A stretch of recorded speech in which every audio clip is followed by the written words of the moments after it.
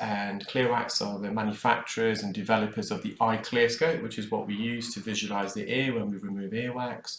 We also train ear professionals in endoscopic earwax removal, and we have an online portal where members of the public in the UK can find their nearest earwax removal specialist. So if you've got a blocked ear and you live in the UK, visit our website www.clearwax.co.uk, enter your postcode or your town or city, and you can then arrange your appointment with your local specialist.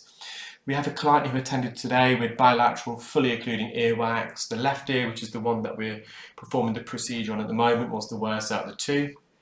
The wax was very glutinous, very sticky, so the suction probe got blocked. The plug of wax extended all the way towards the eardrum. You can just see that when I'm visualizing inside the ear, it extends all the way, so it's fully occluding. I therefore decided to just install some olive oil earwax drops from the offset, just to soften, lubricate this plug of wax to facilitate easier removal.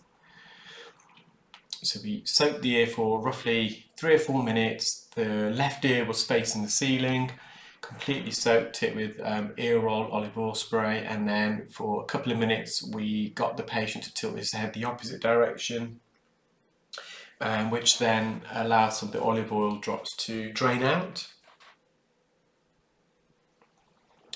So what we're doing here, we're just using the Zollner suction probe to help elevate the wax and dead keratin off the canal wall, so we're just going around the edge. Despite using the olive oil drops, it still was very glutinous, at least the wax that was more lateral near the entrance. If it's a bit blurry now and again, it's just the olive oil. So although we drain the ear, there is still some oil, residual oil in the ear, and that kind of does blur the screen as you vacuum some of the oil.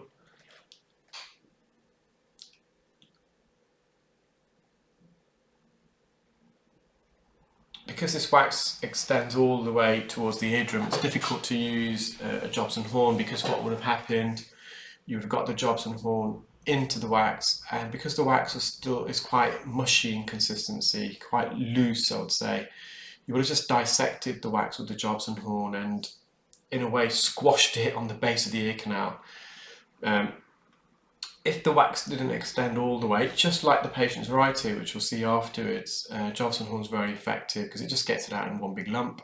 So here what we have to do, you can see the Zollner suction probe, I'm going quite deep in the ear and I'm trying to release this off the eardrum, which I just managed to do there. You could just see, and as that last part of the procedure, the patient felt instant relief because this was compacted against the eardrum.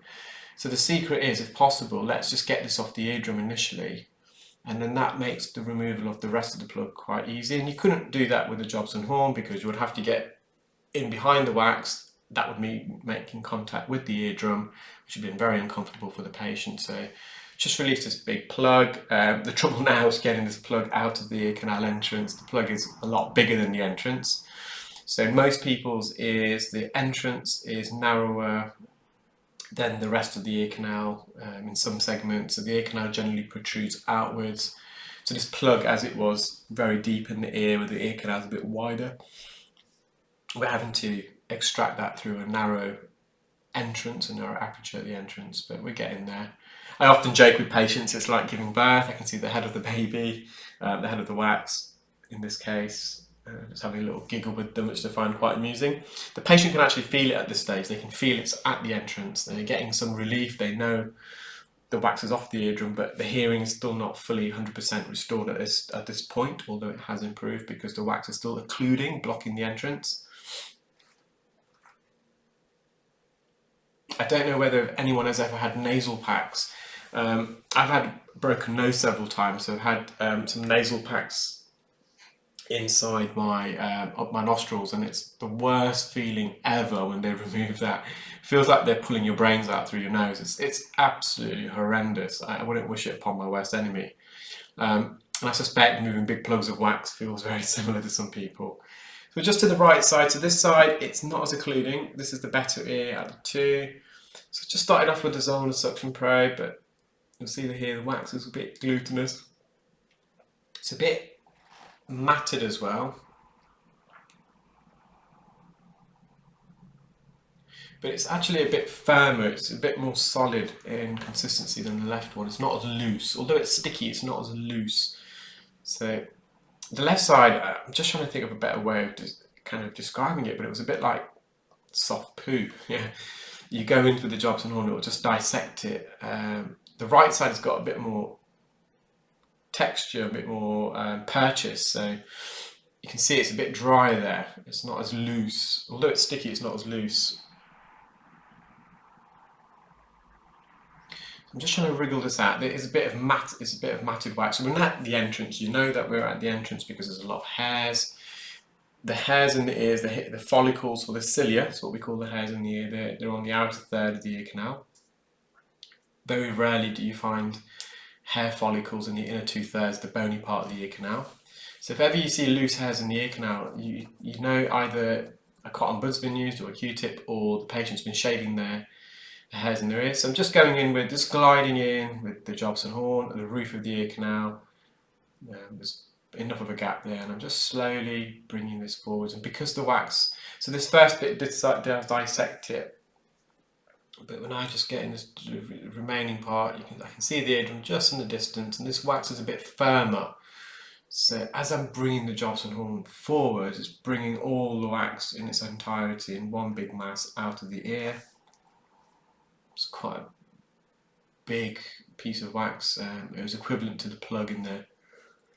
Well, just under the plug in the left side. Sorry if I'm yawning a bit, guys. It's been a long few days, long few weeks actually.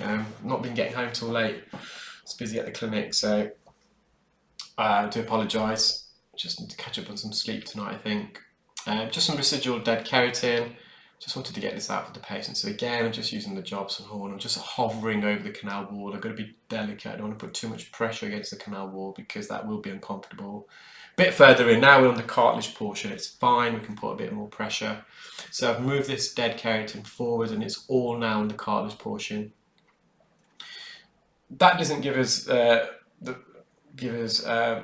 kind of complete right to just be aggressive as possible, because although we're on the cartilaginous portion, if we put too much pressure and be too aggressive, it still will be uncomfortable. But it just gives me a bit of give now, and there we are, I've just released that dead keratin. So both ear canals are very healthy, tympanic membranes intact. No light reflex there, but sometimes we don't have a light reflex. Doesn't mean there's anything wrong. Huge weighing pieces of wax there, so 713 milligrams, which is up there with I don't know if that is my record, I've got to look back. But I hope you enjoyed that video, guys. If you're watching on YouTube for the first time, please do subscribe to the channel, select the bell icon so you'll get notified as and when I upload new videos. If you're watching on Facebook or Instagram for the first time, please do follow the page, leave a comment, share the video.